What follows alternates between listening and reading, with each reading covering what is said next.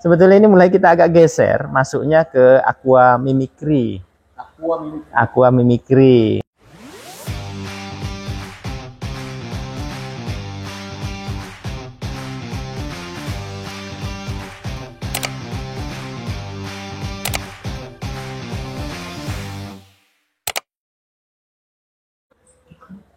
Assalamualaikum warahmatullahi wabarakatuh, sahabat Bumi Wirasta, sahabat pembudidaya, dimanapun Anda berada. Ketemu lagi dengan saya Delva di channel Bumi Wirasta, channel yang spesial membahas mengenai aerator, mengenai blower, mengenai budaya perikanan, udang, dan pengolahan limbah.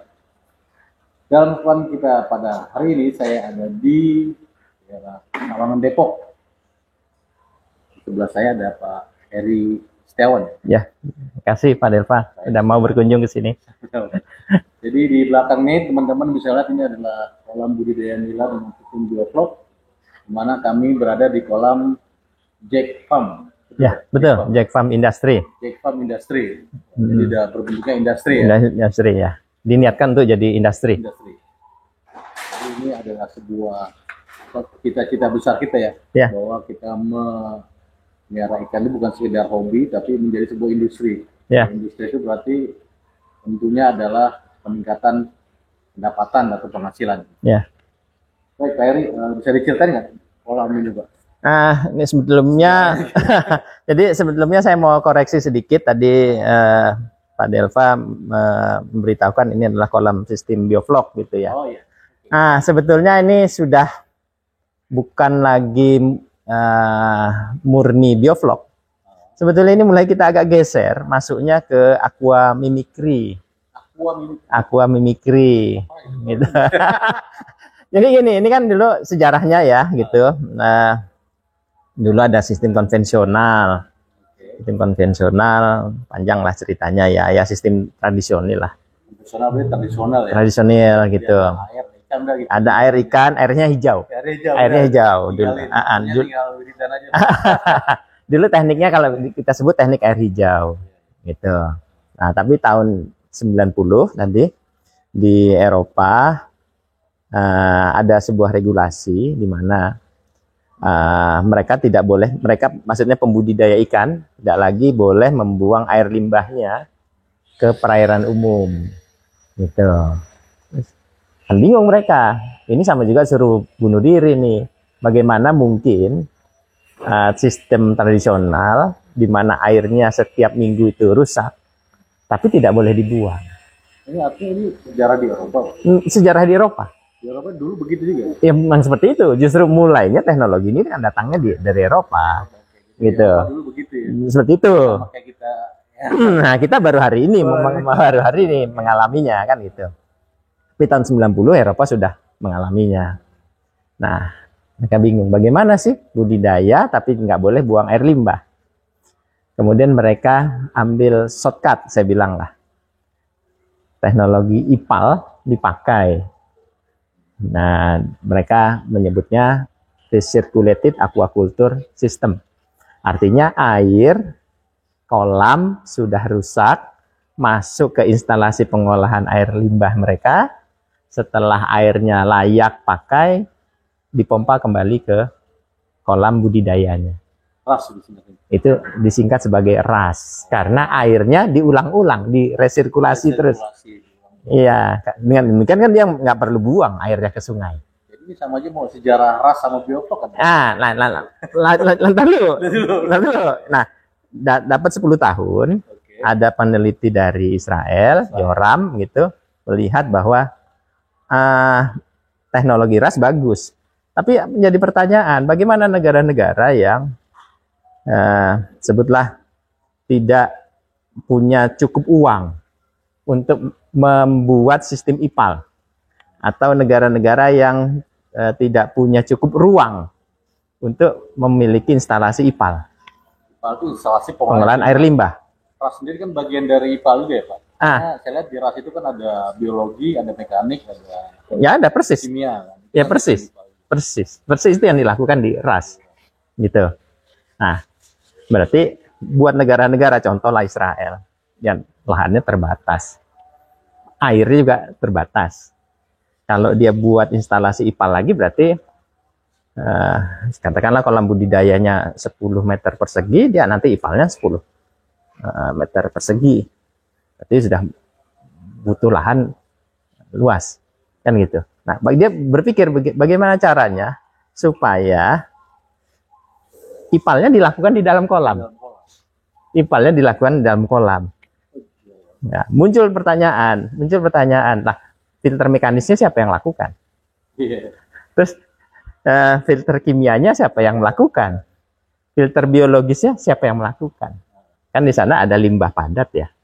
Di kolam kan ada limbah padat. Biasanya pekerjaan filter mekanis. Gitu. Nah, terus kemudian ada limbah kimia, namanya amonia. Siapa yang melakukan? Gitu. Dari situ muncullah ide bahwa cari bakteri. Bakterinya dimasukkan di dalam kolamnya. Ras juga pakai bakteri juga. Ras juga pakai bakteri, tapi bakterinya berbeda. Ya, anaerob. Dia bukan, bakterinya aerob, setahu saya. Ada yang nitrifikasi itu loh. Oh, bakterifikasi. Nah, kalau di budidaya perairan, bakterinya bakteri nitrifikasi. Kalau IPAL yang sesungguhnya saya nggak tahu pakai apa. Nah, di sini dia pakai bakteri heterotrof di dalam bioflok. Bakteri heterotrof. Nah, bakteri heterotrof itu bedanya dengan bakteri nitrifikasi atau autotrof tadi adalah dia memakan bahan organik. Jadi ada bakteri makan tainya ikan sekaligus makan amonia. Gitu. Ioram saya secara jenius dia bisa menemukan bakteri yang sekaligus menyelesaikan dua masalah. Kan dua masalah nih. Satu masalah kotoran padat, satu masalah kotoran kimia berupa amonia. Nah, dia ketemu namanya Bacillus. Bacillus ini dia memakan keduanya. Jadi bakteri heterotop itu salah satu jenis bakteri. Salah satu jenis bakteri. Gitu. Kalau kita tahunya bagi dua nih, ada autotrop, ada heterotrop. Mencoba ini bagaimana IPAL itu ada saringan mekanis, ada saringan biologis atau kimia. Nah, dia menemukan sebuah kelompok bakteri namanya heterotrop.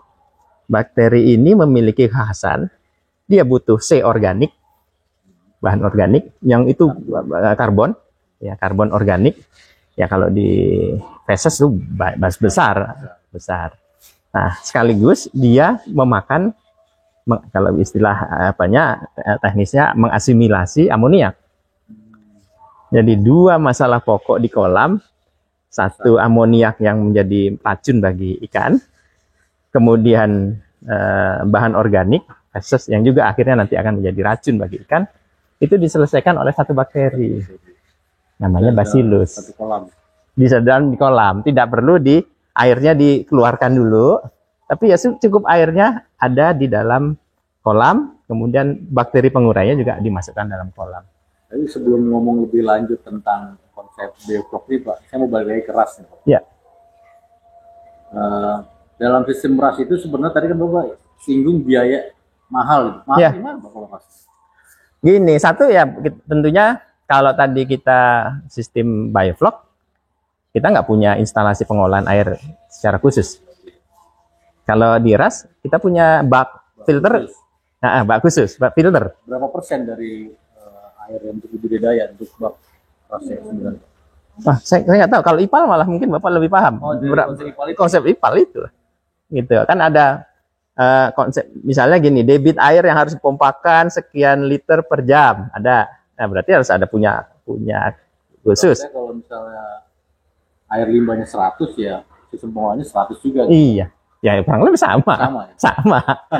Itu. Ya sama. Berarti kan kita butuh lahan 2 kali lipat. Cuman bedanya kalau ada juga sih kombinasi di ras itu yang pakai oksigen juga ada. Oh ya. Ada yang cuma pakai filter mekanik, biologi dan kimia. Ya. Tergantung kombinasi. Ya. Semua. Ya. Dan juga mungkin harus perawatan mekanik. Nah, itu. Bayangannya kok kalau segede gimana ngerawat? Wah, Lumpurnya itu banyak. Terus mau dikemanain lumpurnya? Oke, di bioflok lumpurnya dimakan oleh ikan lagi. Gitu. Kita artinya menyelesaikan satu tadi ya, biaya besar karena ada pompa air, ada pompa udara di ras kan. Dan lahannya harus 2 kali. Lahannya harus 2 kali dari kapasitas kolam budidayanya. Kerjanya juga kayaknya nggak mungkin. Nah, kerjanya juga repot tuh. Ada bersihin filter. Sehari 2 kali bersihin. Ya, gitu. Kalau kolamnya gede-gede itu kayaknya, kalau kolam masih kecil, masih belum banyak, mungkin masih bisa. Iya. Gitu. Nah, itu makanya sistem bioflok akhirnya berkembang pesatnya bukan di Eropa, tapi udah di Asia. Baik lagi Pak, itu kan yang menemukan bioflok kan orang Israel ya. Iya. Kemudian diekspor ke Eropa, orang Eropa mau pakai nggak? Enggak. Enggak. Alasannya gini. Jadi Eropa tetap pakai ras aja. Tetap pakai ras sampai hari ini. Satu ya memang kalau dihitung-hitung ada yang bilang tuh ras itu tetap kualitas ikannya lebih baik. Itu nomor 1. Nomor kedua, ras itu lebih stabil. Kualitas airnya lebih stabil. Bioflok itu mesti mikir, perawatannya intensif. Gitu, ngecek pH-nya mesti oke, gitu. Tiba-tiba nanti amoniaknya naik, gitu. Kalau dipikir ginilah buat saya. Kalau duit lu banyak, lu kagak perlu mikir. Tapi kalau duit lu pas-pasan, lu mikirnya harus lebih. Ah, gampang itu tuh. Jadi kos buat mikir, lu nggak usah mikir, ada gitu. Jadi kalau sistem ras yang canggih, alatnya otomatis dia kerjain itu alatnya. Tapi kalau sistem bioflok yang canggih, otaknya, orangnya petani. Hidupnya jadi. Enggak, si petaninya yang harus. Jadi dia berinvestasi pada ini. Sementara ras. Itu balik yang dulu Pak, susah.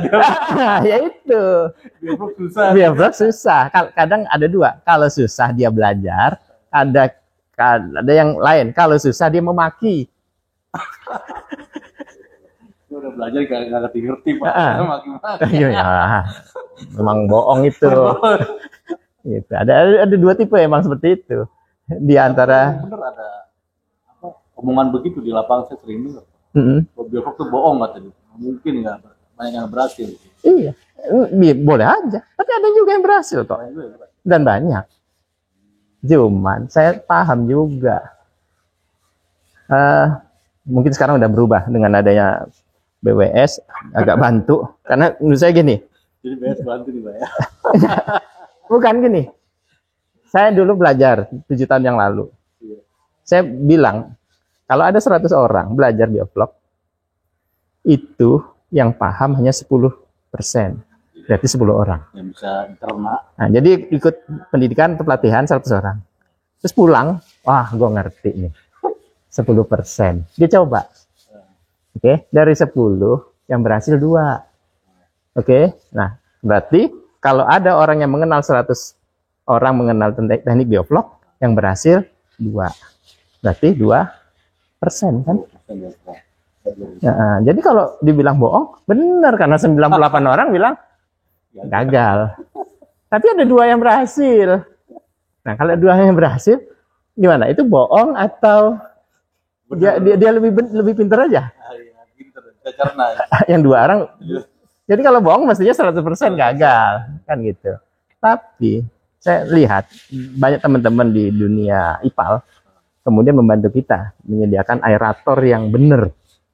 Gitu. Karena apa? Bioflok itu 70% dari masalahnya selesai dengan aerator yang benar. Nah, itu dia. Tadi catatan 70% bioflok masalahnya diselesaikan oleh aerator yang benar. Aerator yang benar. Gitu. Aerator ada, tapi harus yang benar. Yang benar. Contoh misalnya. Sorry, saya dulu pernah coba pakai ring blower. Nggak ngangkat begitu udah 1 meter. Susah. Gitu. Terus mulai pakai yang apa nih, kayak resun, pakai yang diafrah ya. Diafrah. Ya bisa juga, tapi skala kecil. Gitu. Tapi begitu masuk skala industri, mulailah orang berinovasi dengan supercharge, masuklah dengan root blower, makin bener. Jadi makin kesini makin bener. Makin bener. Setelah ada BWS.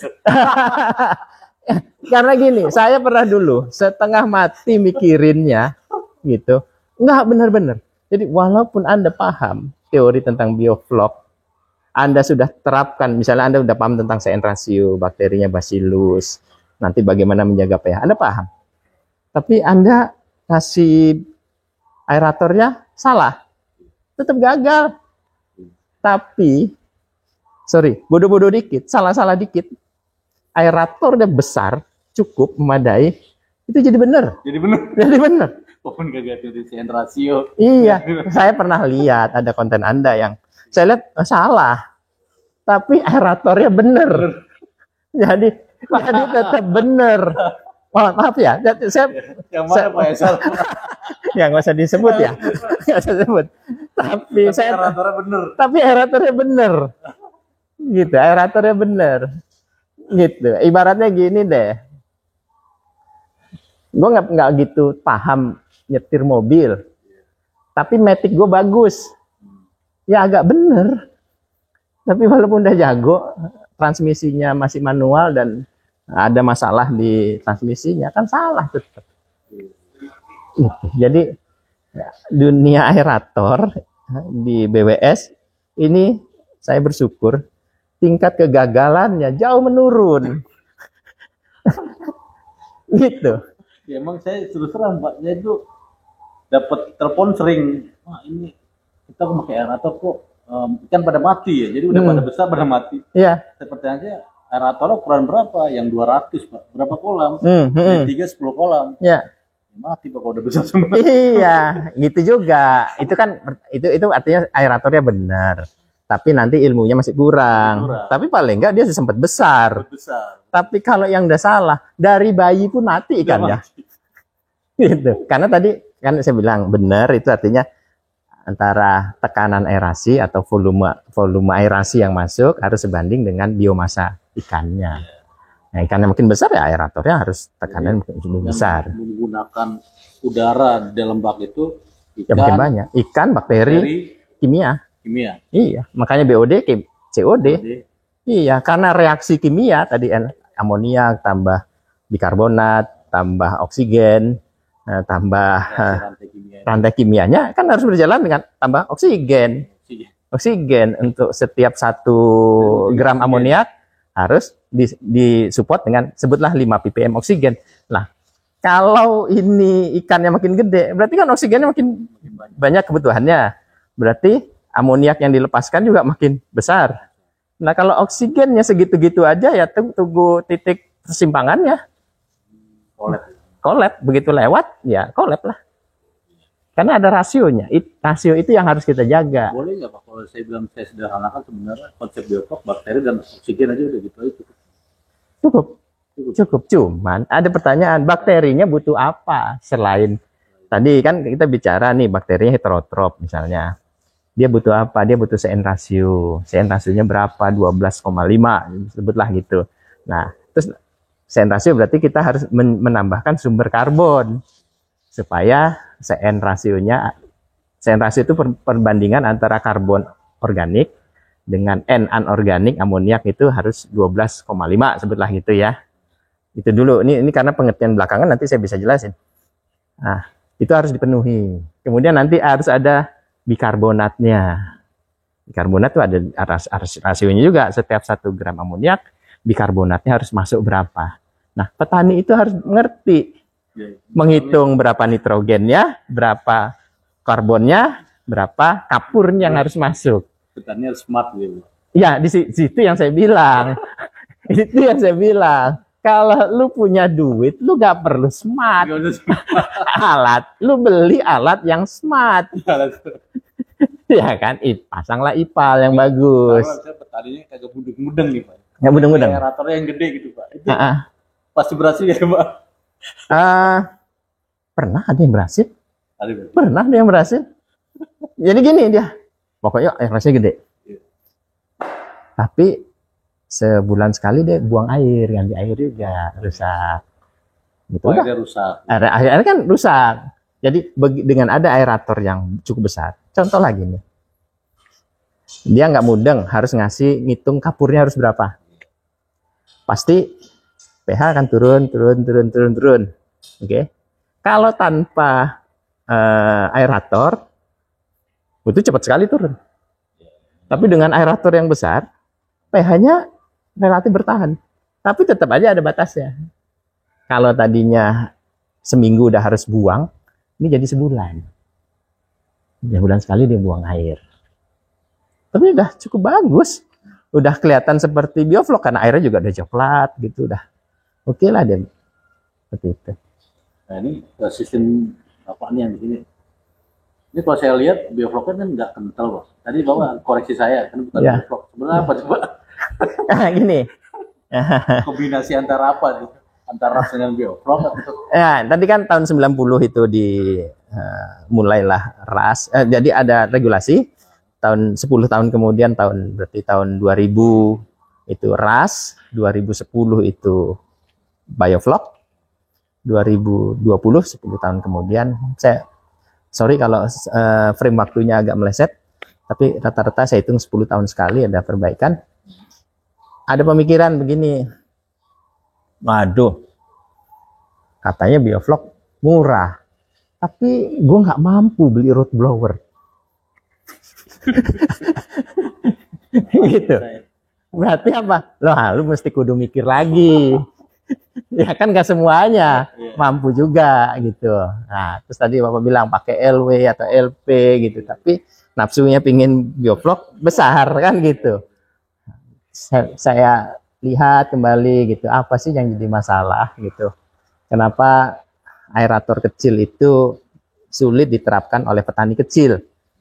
Ya, kalau petani besar ya tinggal gede-gedean root blower gitu. Saya lihat, oh ternyata bioflok itu range CN rasionya luas. Ada yang bilang 12, ada yang 15, sampai yang 20. Dari pengamatan saya, bukan saya menemukan karena teorinya sudah ada yang buat. Makin tinggi CN rasio, makin banyak Bapak memasukkan karbon ke dalam air, berbandingkan nitrogennya, airnya makin kental. Nah, kalau makin kental berarti secara fisika pressure yang dihasilkan oleh aerator Bapak makin tidak sebanding dengan kekentalan air dong. Kalau airnya makin kental, pressure-nya harus lebih besar nggak? Ya, jadi dia ada beban. Ada beban kan? Kalau pakai root blower sih masih aman. Masih aman. Ya itu tadi. Kalau duit lu banyak, lu kagak perlu mikir. Tapi kalau alat lu terbatas, air lu kental, mau beli root blower cuman mimpi. Bagaimana ini ceritanya kan gitu. Nah, encerin airnya. Encerin. Tapi kalau airnya encer, CN rasionya harus turunin. Nah, kalau CN rasionya Anda turunkan, gantian amoniaknya nggak habis. Nggak hilang. Karena tadi misalnya Anda kalau untuk 1 gram amoniak Anda harus sediakan karbon 15 gram, artinya CN rasio 15, itu kental. Tapi amoniaknya habis. Tapi kalau Anda mau encerin, CN rasionya turunin. Sebutlah 12. Airnya jadi lebih encer, tapi tidak semua amoniak habis. Tapi racunnya masih ada, mati. Itu kan jadi dilema. Nah, itulah yang coba diselesaikan dengan saya sebut namanya aqua mimicry. Jadi konsepnya pengenceran, jadi nggak pakai karbon gitu? Pakai, tapi sedikit. Ya kalau gini deh, pakan itu sebetulnya pakan protein 30 sebutlah ya. Itu kan dia sendiri sudah mengandung CN rasio 10,4. Oh, di dalam pakan itu. Di dalam pakan sendiri udah ada CN rasio 10,4. Normalnya kita naikkan jadi misalnya yang gampang CN rasio jadi 14. Berarti harus ada tambahan karbon sehingga naik jadi CN rasionya jadi 14. Nah, sekarang saya berpikir, gimana kalau cuma 11 doang CN rasionya? Gitu, tapi amoniaknya habis. Jadi Kalau 14 airnya kental, kalau 11 takutnya airnya encer tapi amoniaknya nggak habis. Nah ini harus ada inovasi lagi. Nah di sini kita dapatkan itu airnya jadi encer. Jadi teman-teman yang bioflok datang sini, Pak, air Bapak kok encer? Nggak gelap, nggak pekat. Rasanya gimana Pak? Perbedaannya gimana? Encer itu misalnya Bapak budidaya masukin airnya diaerasi dulu. Enggak, ya seperti ini aja. Seperti orang melihatnya bioflok gitu, tapi rasanya turunkan. Karbonnya dimasukkan sedikit aja. Bakterinya tetap sama. Bakterinya tetap sama. Tapi yang kita masukkan bakterinya tetap sama. Tapi yang hidup di dalam kolam bakterinya berbeda. Bakteri beda. Bakterinya menjadi berbeda. Bukan kita memasukkan bakteri yang beda, tapi sebetulnya gini, di Indonesia itu bakteri itu kan ada. Di alam nyatanya alam ada datang. Bakteri itu sebetulnya mau apa ada di dalam kolam tergantung makanannya ada atau enggak. Gitu. Jadi bakteri itu udah ada sendiri di dalam sebenarnya. Ya ada sendiri sebetulnya. Datang dari alam ini datang sendiri. Cuman kita menciptakan kondisinya kompatibel dengan dia. Gitu. Nah, ya saya juga bukan saya yang penemunya. Saya pernah satu saat belajar. Bapak pasti pernah dengar yang lagi happening nih, bioflok tanpa molasses. Ada beberapa terakhirnya ada. Gitu. Kalau di udang saya pernah dengar itu. Dengar ya. Sekarang di ikan juga ada sekarang bioflok tanpa molasses. Saya ikut latihannya, saya lihat oh konsepnya begini.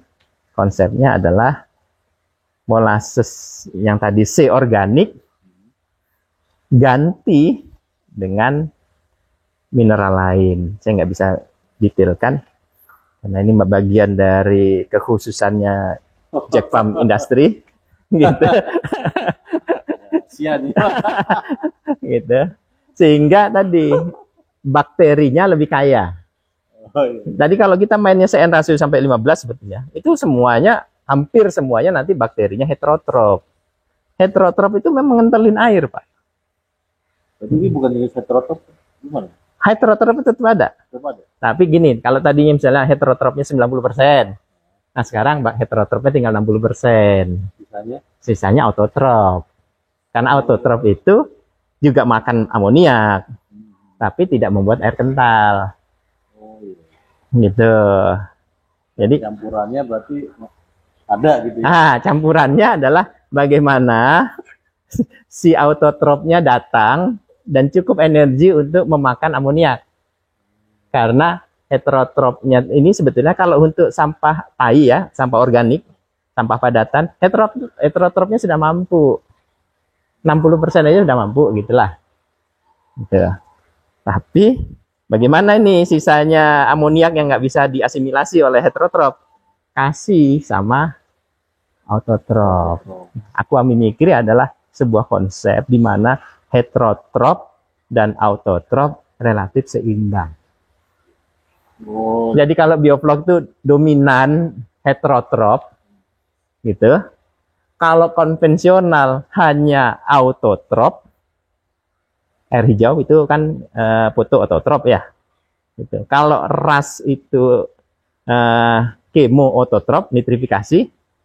Kalau bioflok itu heterotrop dominan, gitu. Nah di aqua mimicry kita seimbangkan heterotropnya dan autotropnya relatif seimbang. Ini seperti mode aja lah, kadang-kadang ini udah usang kita tinggalin, tapi nanti di ujung lagi kita balik lagi ke sana. Gitu. Terus kelebihannya apa? Berarti secara kualitas air kan air bisa dijaga, berarti udaranya nggak banyak gitu. Iya, otomatis.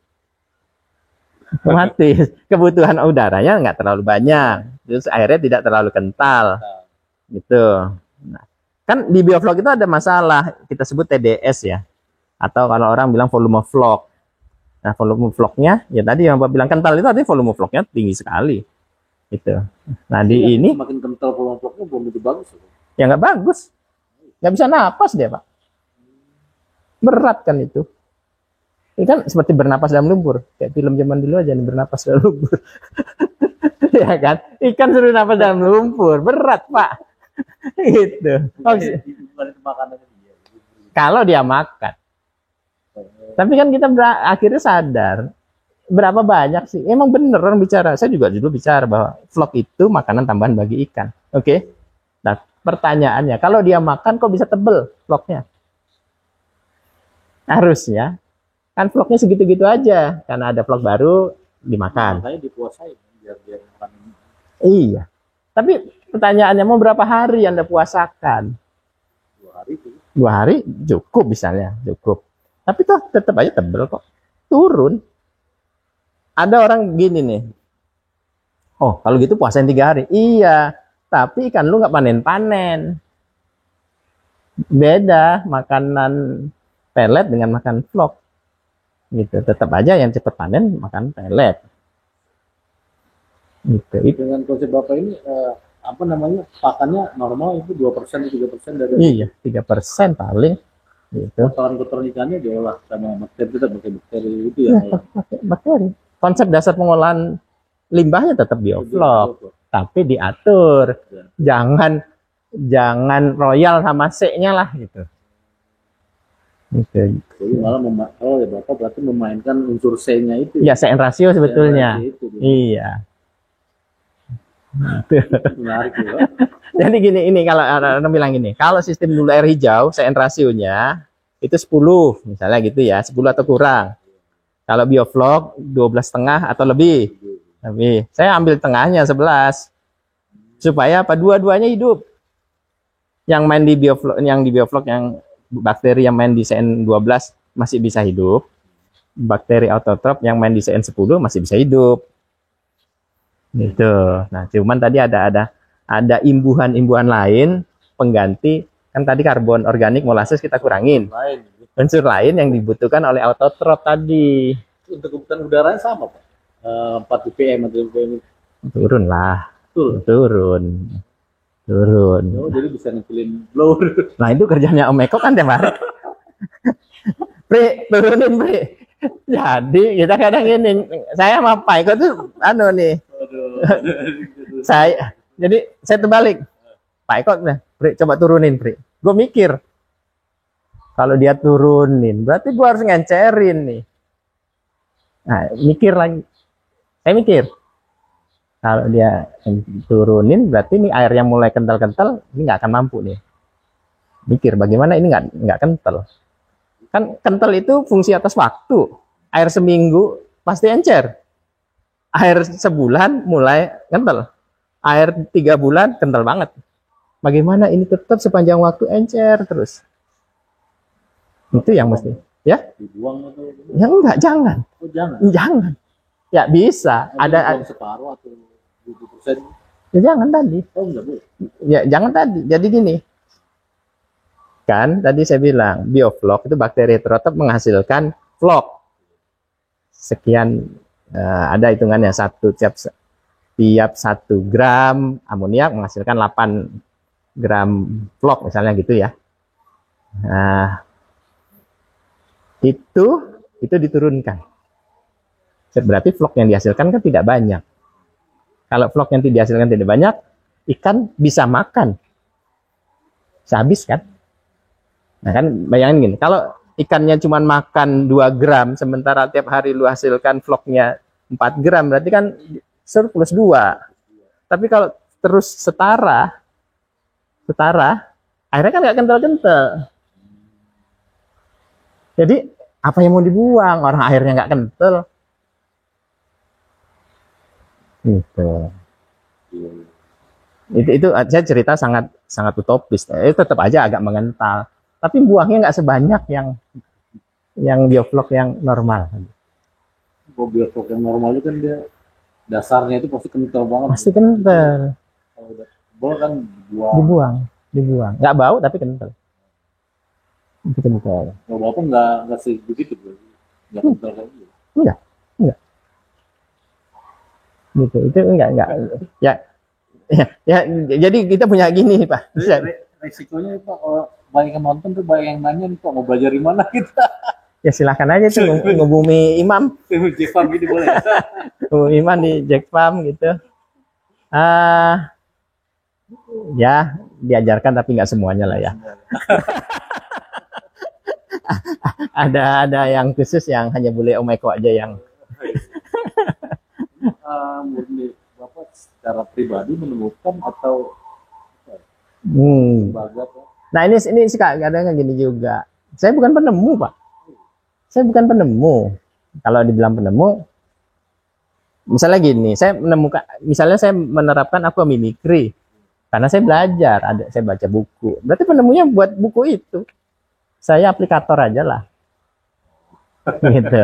Cuman karena saya yang selama yang nyoba dibilang penemu, padahal orang lain udah nemuin. Ya, sama kayak begini Pak, di air laut kalau misalnya dicelupin pasti benda tuh naik ke atas. Ya. Itu kan emang udah dari sononya udah ada hukum alamnya udah gitu. Nemuin kan yang bacaan itu kan orang gitu. Oh iya. Orang kalau nggak tahu kenapa dia bisa naik lagi tuh air. Nggak, padahal di alam udah begitu kan. Iya. Nggak, aqua mimicry itu yang nemuin orang Thailand malah.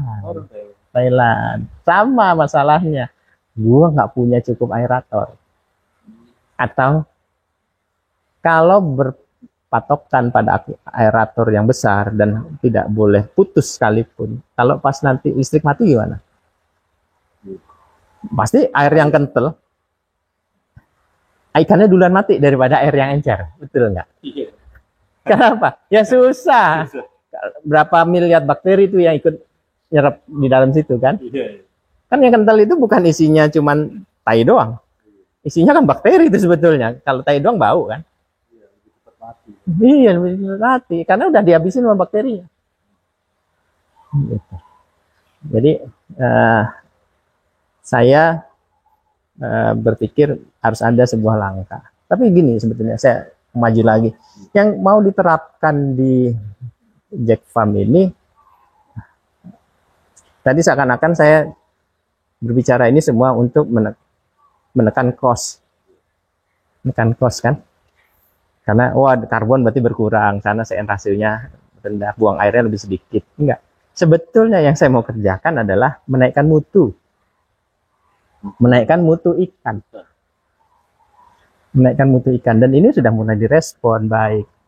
Di harga ikan kita, Pak Deva, biasanya berapa? Kalau di petani itu orang jual 28. Sini 31, Pak. 31.000 dan kita punya pasar. Kenapa? Karena ikan kita kualitasnya beda. Lebih besar, lebih tebal. Ya pasti nggak bau tanah. Kalau bioflok pasti nggak bau tanah. Gitu. Ya rasanya lebih gurih. Gitu. Karena apa? Ya salah satunya airnya tadi encer. Airnya encer. Terus tadi yang namanya planktonnya lengkap di tempat kita. Plankton juga ada. Oh iya kan tadi autotrop, entertrop itu tadi nanti merangsang pembentukan plankton. Kita sebut bisa jadi namanya zooplankton. Zooplankton.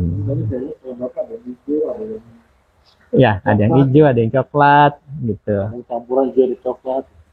Sebetulnya kan gini, namanya aqua mimicry. Aqua itu kan air, mimik itu tiruan. Artinya kita coba airnya semirip mungkin air alami yang sehat yang ada di alam. Karena kita paham bahwa ikan-ikan yang hidup di alam yang bagus, rasanya pasti beda dengan ikan-ikan yang hidup di alam yang buruk. Kan itu aja. Bedanya menurut saya ikan, beda dengan yang lain adalah antara media tempat dia tinggal dengan rasa tubuhnya sangat berkaitan kan? Berkaitan yang nyaman sama yang nggak nyaman. Ah itu juga beda.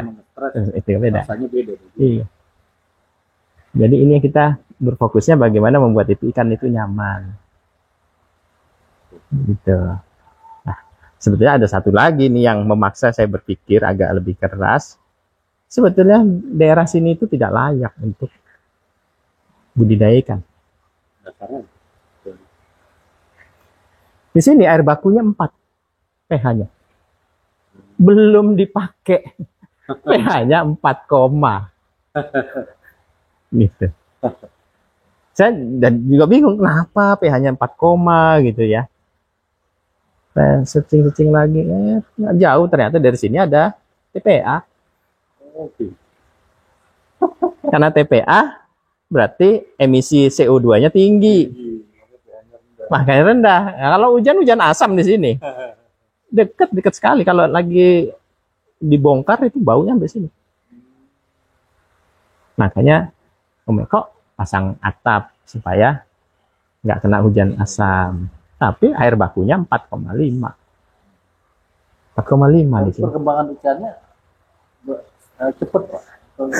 Ya jangan harapin kalau pH-nya nggak bisa minimal 6, agak sulit kan di ikan. Ya saya tahu di konten Anda ada yang pH 4 katanya bisa, tapi itu agak bertentangan dengan pemahaman umum gitu. Saya nggak bilang dia salah, tapi mungkin dia betul. Tapi yang umum orang mengatakan ya minimal pH 6 lah gitu.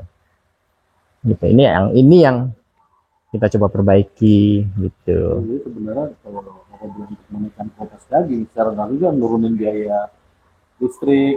Ya biaya listrik, biaya karbon gitu.